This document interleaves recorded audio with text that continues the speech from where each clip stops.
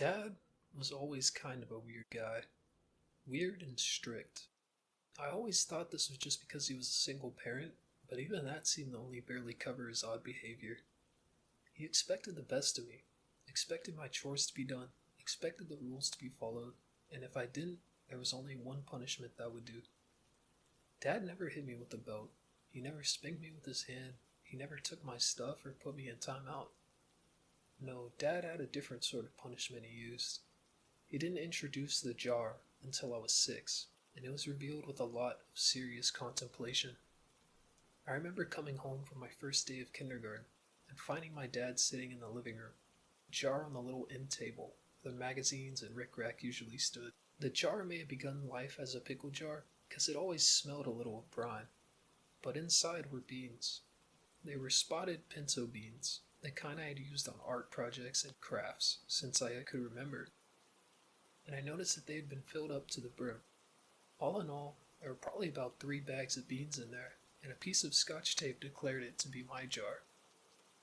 "Take a seat.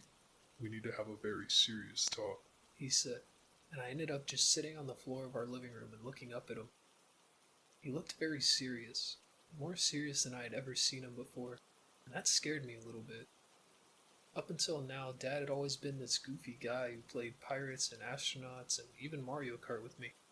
But now he looked like a judge, ready to sentence me to death if I didn't have a pretty good defense for my crime. "You are 6 now, long past knowing right from wrong. In this family, it is customary to use the bean jar to punish children. Do you see this jar?" He asked, like there was any way I could miss it. I nodded, and he smiled, seeming pleased. "The bean jar symbolizes you. It is everything you are and everything you might be. So from now on, when you are bad or insolent, or you disobey my orders, I will not yell at you or send you to your room. I won't do anything but take a bean from the bean jar." I almost laughed. Was this a game or something? Was I supposed to be scared of a jar of beans? This had to be another one of Dad's jokes. Dad was always doing stuff like this, telling me how the monsters in my closet could be kept away by a teddy bear, or that the cavity creeps would eat my teeth if I didn't brush them twice a day.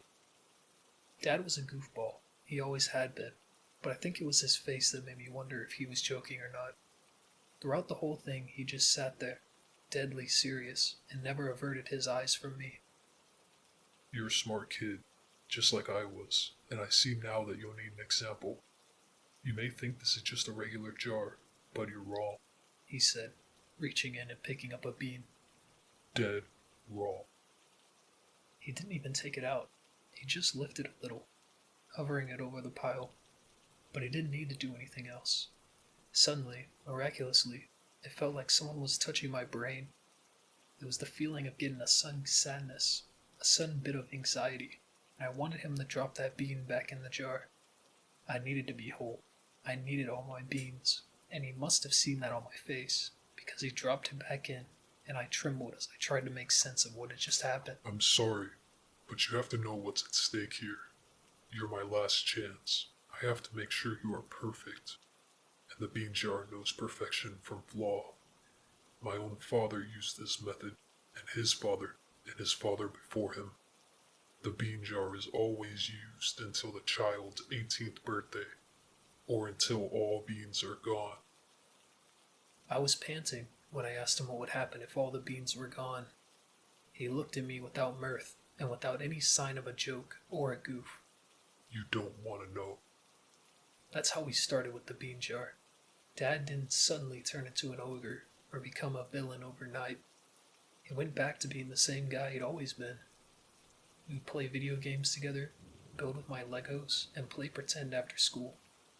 My dad had never scared me like that before. He and I were always really close, but I remember how he would get when he had to take beans out of the jar. His face would become completely neutral, and he would walk to the jar and take out a bean before crushing it between his thumb and forefinger. The bean jar was utilized even for the most trivial of infractions. Forgot to wash my dishes? Lose a bean. Forgot to put my clothes away? Lose a bean. Stayed up too late on a school night? Lose a bean. There was no escalation either. There was never any difference between forgetting to clean up my toys or yelling at Dad because I was frustrated. It was always one bean at a time, round the dust between his large, calloused fingers. He would look at me too, with this mixture of pain and resolve once it was done, his stoicism only going so far. Those times he took a bean, however, were unbearable. It felt as if each bean were a piece of my psyche that he was turning to dust. As a child, every bean made me hyper aware of my actions, but I was still just a child. Sometimes I forgot things, sometimes I was lazy, and sometimes I thought I could sneak around and get away with not doing what I was told. I was always caught, always punished, and I always fell into a state of anxious, nervous emotions once it was done. I hated the way it felt when he crushed those beans, and I didn't want to lose another one. I didn't want to lose them so badly that I trained myself to perform the task expected of me without fail. This manifested itself as a kind of mania in me. Not only did I have to get all my chores done, but I needed to get good grades too. After a while, good wasn't good enough either. What if Dad decided that C's and B's weren't good enough? I strove for all A's, and Dad seemed happy with my efforts. To the other kids, however, I was a weirdo, and I didn't have any friends. Dad was my only friend, but it was a strange kind of friendship. Like living with someone who has schizophrenia could change at the slightest inclination. I didn't have any real friends until high school when I met Cass. Cassandra Bigley was not what you would consider a model student. Her parents had high expectations for her, but she was a middling at best. She came to me because I was the smartest kid in school, at least according to the other kids, and she begged me to help her. I helped her, tutored her, showed her the way, and soon her grades improved. That was how we became friends, and how she was the first to find out about the bean jar. So he just takes a bean out and crushes it? Yes, I said, not sounding at all mystified about the process. And what? You have less beans? I thought about it. Dad never actually told me what would happen, only that it would be terrible. When he takes out all the beans, then something awful will happen. Like what? Cass asked. No dessert for a month? I don't know, but I know that when he crushes those beans, it's like a piece of my sanity is mushed. I feel crazy after he smushes a bean. I don't like feeling that way. I don't like it at all. I started crying. I hadn't meant to. I was 16 and I never cried anymore. But Cass didn't make me feel bad about it. She just held me while I cried, and eventually I stopped. It felt good to be held. Dad hugged me, but he never really comforted me. I didn't have a mom, someone whose job seemed to be comforting me. And as Cass held me, I realized what I'd been missing all these years. I'd been missing a mom that I had never even known. We hung out a lot after that. Cass and I, despite our age, it never really became inappropriate. She gave me something I had been missing, a friend without the threat of punishment looming over our relationship. The realization soon made me feel differently about my dad. He was still the lovable goofball that he'd always been, but I started to see how our entire relationship hung under the shadow of that bean jar. As I pulled away, he became more sullen, more suspicious, and I saw him holding the bean jar sometimes as if he wished to smash them. If I wasn't misbehaving, though, he couldn't. That was always the deal. He knew it, I knew it, and he knew that as long as I abided by the rules, he couldn't punish me. Despite how it will sound, Dad was never cruel about the bean jar. He never used it to take out his frustrations. He never came home and punished me simply because he had a bad day. The rules were established. We had both agreed to them, and I knew that by following them, I would be safe. I think deep down, Dad really did think what he was doing was best for me. Thought he was molding me into something better than I could be. And I guess he was right, though it wasn't fair, not really. Then, one day after coming home from Cass's, it all came to a head. Dad was supposed to be at work, so Cass and I came back to the house to play video games. She had never even seen a Super Nintendo, and she wanted to play some Mario Kart with me. We had come in laughing and making jokes when someone cleared their throat loudly, sending a chill up my spine and turning me slowly to find my dad sitting on the couch. He looked so much like he had the day he introduced the bean jar, and he was wearing that look of pain and resolve. You come home late, your chores aren't done, your homework is undone, and you have brought someone here without permission. Why have you decided to break the rules like this? I saw the hammer come down on the table, but I hadn't realized what he'd done until then. It turned the bean he had laid there to smithereens, and I shuddered as I gripped my head and moaned. If he noticed, he made no comment.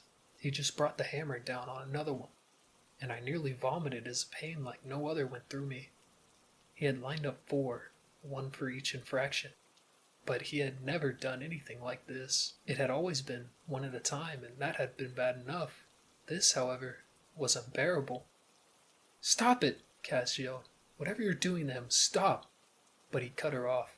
He grabbed her under the arm and heaved her toward the door. This is your fault. You've changed him, made him forget his purpose. But I won't let you kill him. You aren't allowed in this house. Never again. And I... "Put her down," I growled, finding my feet weaving only a little. "You will not touch her." My father looked at me, not believing what he was hearing. "Put her down now," I repeated, stepping up close and getting in his face. You dare? You dare to challenge me? You're no different than the rest. I tried to raise you better, but it appears I was a fool. I'll smash every damn bean in that jar if I have to. When all the beans are gone, you'll cease to exist. I'll smash every damn bean in that jar just to prove. Just to prove. But he never finished. He let go of the hammer as he clutched at his chest, and it fell from his grip as he gasped and beat at his shirt front.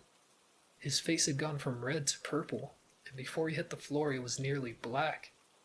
I just stood there for a moment, listening to Cass beat at the door and ask what was wrong. I couldn't answer. I just stood there, feeling like I was suffocating as the realization that my father was dead fell across me. That was 2 years ago.